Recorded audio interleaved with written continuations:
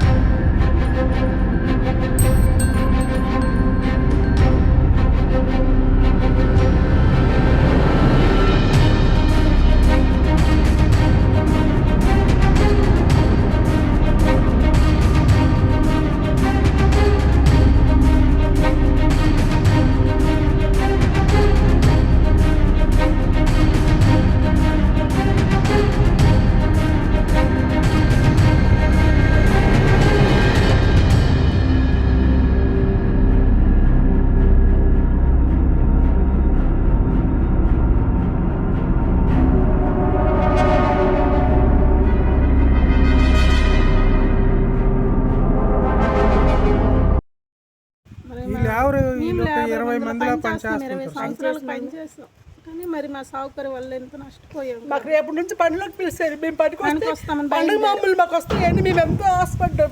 అంతే మా సౌకర్యం సహకరించాలి, బాధ్యత మొత్తం తీసుకోవాలి, నష్టం అంతా భరించాలి.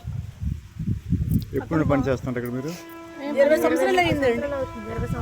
20 పైన కానీ సౌకర్యం నోటు చేయరు, బాగానే చూసుకుంటున్నారు. బాగా చూసుకుంటున్నారు కాబట్టి మేము ఎక్కడ ఏ ఫ్యాక్టరీకి వెళ్ళకుండా 20 సంవత్సరాల పైన ఇక్కడే పనిచేస్తున్నాం. మేము మా పిల్లలు సంవత్సరం 2 సంవత్సరాల పిల్లల నుంచి జాయిన్ అయ్యి మా పిల్లలు ఇప్పుడు ప్రైవేట్ అయినంత వరకు పనిచేస్తూనే ఉన్నాం. ఇక్కడ ఎంత ఘోరం మేము ఎప్పుడు చూడలేదు, ఎప్పుడు ఇలా జరగలేదు. ఇందులో